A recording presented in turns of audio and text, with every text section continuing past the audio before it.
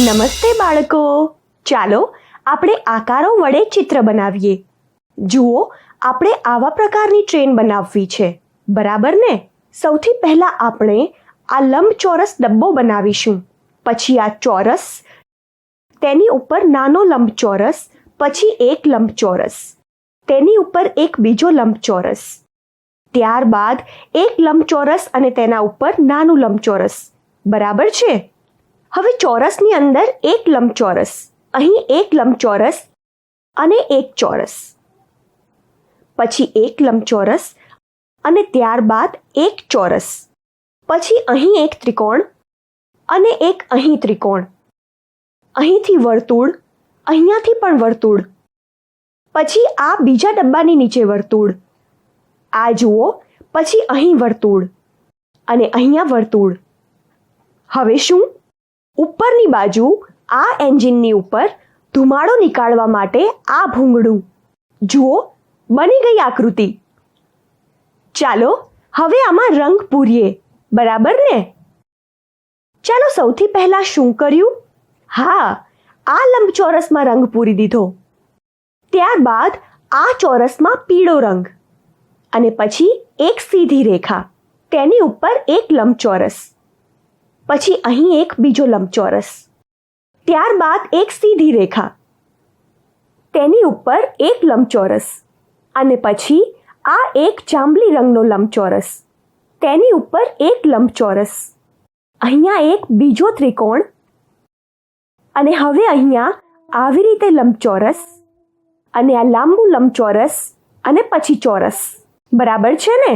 ફરી એક લંબચોરસ અને ફરી એક ચોરસ, એક વર્તુળ, હવે અહીં એક વર્તુળ, આવી રીતે એક બીજું નાનું વર્તુળ, અહીં પણ નાનું વર્તુળ, ફરી અહીંયા એવું જ બીજું એક વર્તુળ. હવે આ જુઓ, એન્જિન ઉપર ફરીથી વરાળ નીકળતું આ ભૂંગળું, એમાં પણ રંગ કર્યો. હવે બની ગઈ આ આકૃતિ, એટલે કે આપણી ટ્રેન તૈયાર. હવે આપણે આવું ચિત્ર બનાવવાનું છે, બરાબર ને? આ ફૂલો અને હરિયાળી જુઓ. સૌથી પહેલા આપણે નીચેની બાજુ આ ત્રિકોણની આકૃતિઓ બનાવીશું, પછી અહીંયા એક તારો જે ત્રિકોણથી જ બનેલો છે, પછી તેની અંદર ગોળ આકૃતિ અને આ ત્રાંસી લાઈન. હવે તેની ઉપર એક ગોળ અને તેની અંદર એક બીજી ગોળ આકૃતિ, ફરી અહીંથી સીધી રેખા અને ફરી એક તારો, તારામાં એક વર્તુળ અને એક સીધી રેખા.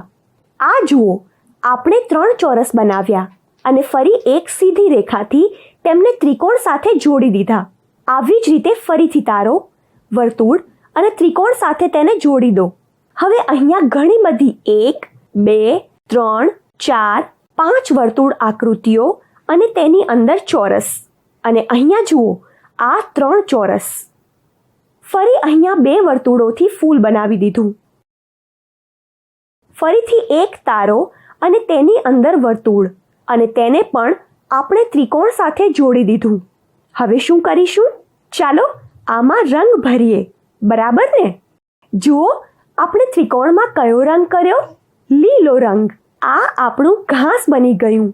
ફરી અહીંયા આપણે આ તારાની અંદર રંગ કર્યો, તો આ ફૂલ જેવું લાગી રહ્યું છે.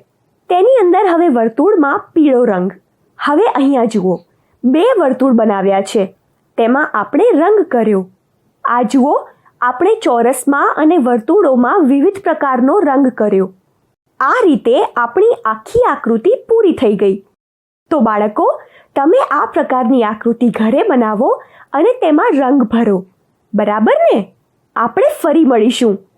સારું બાળકો, તમારું ધ્યાન રાખજો. Bye bye.